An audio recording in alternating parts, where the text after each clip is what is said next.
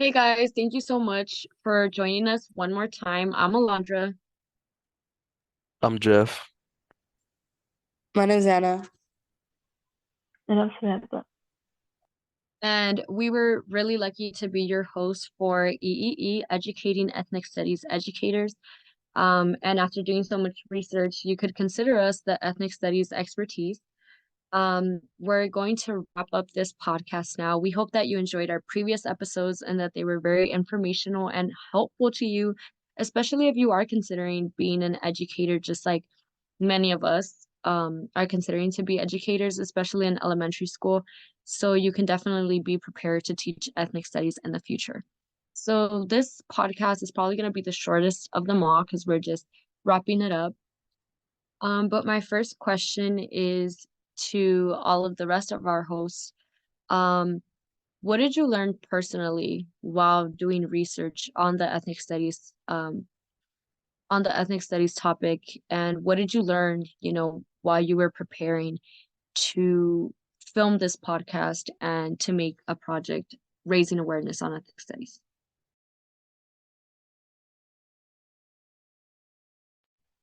Well, I personally learned how much of an impact an ethnic studies course, even if a child just takes one course, how much that can affect them, not just that year, but throughout their lives. How it affected them both academically and socially. Um, so that's very important.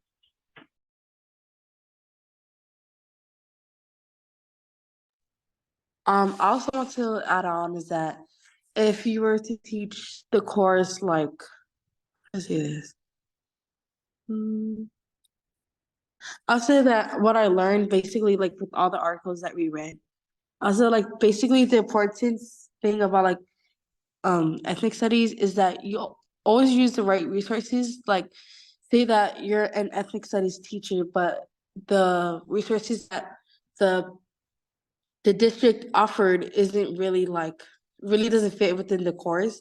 So I think it's best like whatever resources you found like outside of like the stuff that was provided, I think it's best to use the resources that you found so that students can like learn more than what it was provided.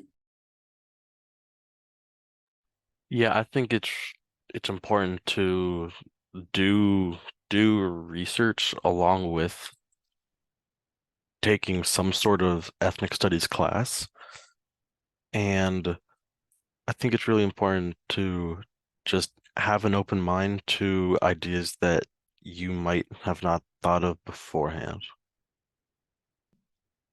I really agree with what Sam was saying, how she learned that ethnic studies has a much bigger impact and effect that we might think. And I think truly that's what I learned. And that's what shocked me the most, like to see how ethnic studies literally can direct a whole chain of events. Like it's absolutely mind blowing in my opinion. Because this one course that students take, they take a bunch of courses throughout their time in the K through 12 system, education system. But that one course can impact their lives forever because they learn things about themselves that they wouldn't have learned before, and they learn to appreciate their history. And I think Anna already started us off on the next question, which is how to prepare to properly teach ethnic studies. And I'm going to say that I think it's really important if you are considering being, an educator, take an ethnic studies course. I mean, right now we're in college and we can take ethnic studies as well, no matter what your major is. You can take ethnic studies. So I think if you're considering being an educator, definitely do that because, when you're an educator, you have months, like we have heritage months, um, Hispanic Heritage Month, and then we have African American History Month, and then we have all of these different months. So we should definitely prepare to teach that. So how do you guys think an educator should prepare to teach ethnic studies in an effective way? Yeah, I think taking an ethnic studies class is gonna really help you. Um, and I think it should be mandatory if you're gonna teach ethnic studies.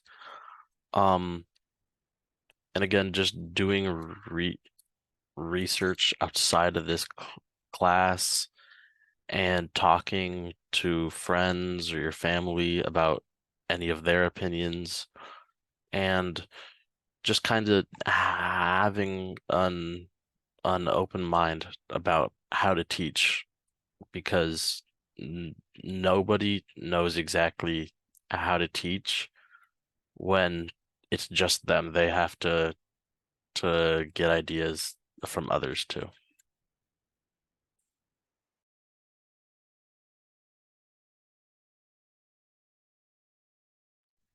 I think it's good to take an ethnic study course in college because, of course, in high school, like now I know a lot of students are learning like ethnic studies, but I feel like in high school it's like more like basically like not sugarcoating, but like it isn't like if we were in college, like you'll see like I feel like they get like more in deep into like the stories and stuff.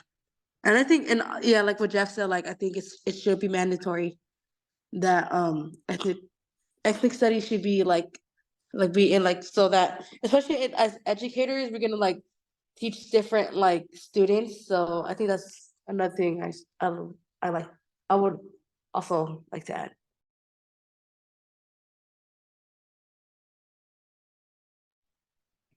Yeah, I definitely agree that it's important to be knowledgeable on the topic by taking a few courses. And I also think it's very important for the educators to look around at the communities that they're teaching in so that the students can feel represented what they're learning. Because I remember you were saying in a previous episode, Alondra, that you would have appreciated um, seeing yourself in your ethnic studies class. That it would have been really important to you to, to figure um, out more about yourself. So I think it's really important for the teachers to see the communities that they're involved in and, plan a. Yeah, definitely. I agree. And with that being said, I'm going to go on to our last question of this entire podcast. And it is, what are you going to do in your classroom to promote an effective ethnic study? So for me, I don't know if you guys recall, but when I did my racial autobiography, I said that I want my classroom to be a rainbow of culture. And I don't want my Hispanic students to feel like they just matter, during September 15th through October 15th. I don't want my Asian Pacific Islander students to just feel like they matter on one day. I don't want my Black students to feel like they just matter, one day either, or like one month that, has been assigned into our months. Like if you look at our calendar, our yearly calendar in America, we have like, oh, this day is this day is Indigenous people, this day is that. But I want to make sure that my students feel connected every single day. And obviously I'm not going to be able to do that every single day, but I feel like at least once a week we should probably like I remember I had a professor, I'm sorry, a teacher back in high school who would do like a quote every single day from like a leader or an activist or a singer. Sometimes it would be Hispanic, sometimes it'd be Black, sometimes it'd be Asian Pacific Islander, sometimes it'd be, like it'd be different types of ethnicities. And I feel like I'm definitely going to carry that. And from everything that we learned, I think I'm always going to remember to make sure that even though I'm assigned a curriculum, that I can also do more for my students. And if I can, like provide them resources for myself so that they can feel like I matter, I'm valuable.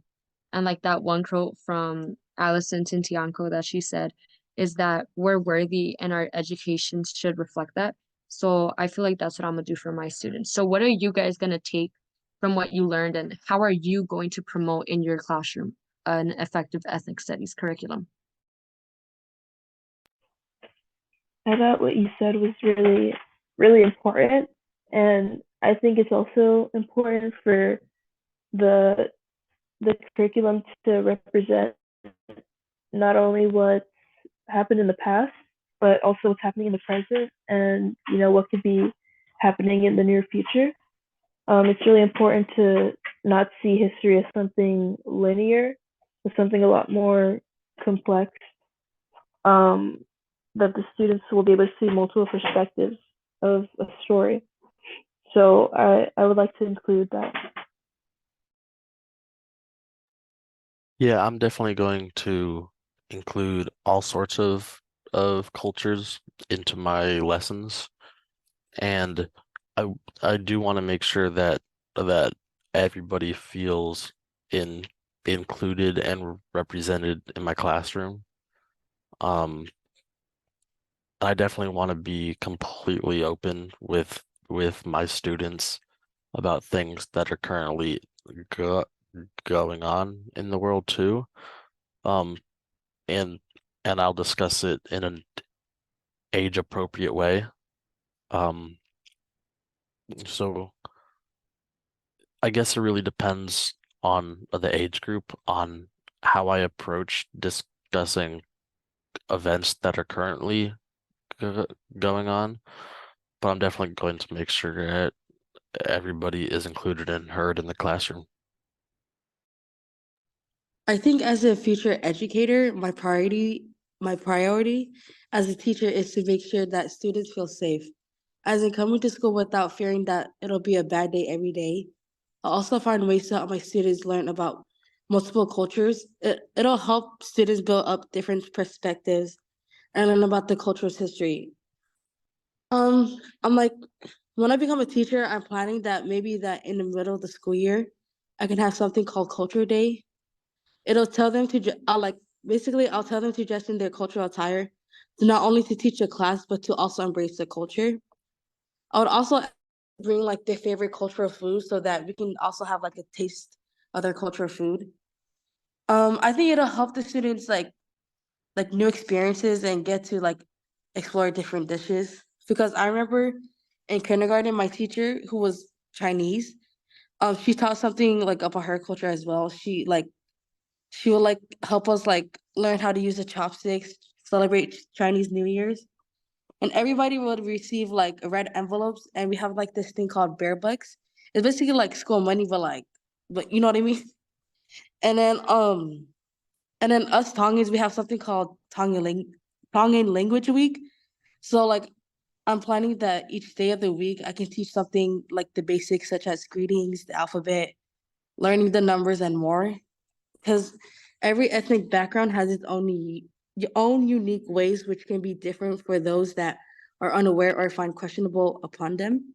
I believe things like this, like when kids are ashamed and embarrassed because of their culture, like because of the American society, like a society that has high standards that our cultural food, attire, etc., should look somewhat normal. Hope that children find the beauty and blessings within their ethnicity and their backgrounds to embrace to avoid being ashamed. In the end, I hope my students will love each other as if they were siblings. Though we all, as in my class, come from different backgrounds, we will always remain as one family. Yeah, I definitely agree with what every single one of you said, and I'm really glad that we were in this group together because I think we are all very passionate about the same things. And with that being said, that kind of concludes our entire podcast. But before we leave, I want to share this quote, and this is a real life quote from a student named Mercedes. She's an 11th grader at Edison High School. And she said, ethnic studies means a lot to me. It means a lot to learn about things you wouldn't normally learn about in a regular history class. I can relate to some of the things. A lot of the things are things that maybe my ancestors have been through or things that have happened in the community where I live today. I really just love this class. And I really like that. I hope that we can continue to share our stories when we become educators and we teach ethnic studies and to always remember and tell our students, to embrace who they are, embrace their stories. Ethnic studies is not just about academics, but it's about your identity and your personal life. So thank you so much for joining us. I don't know if anybody else wants to say thank you. Thank you guys for being here. And Thank you that guys. podcast. Bye.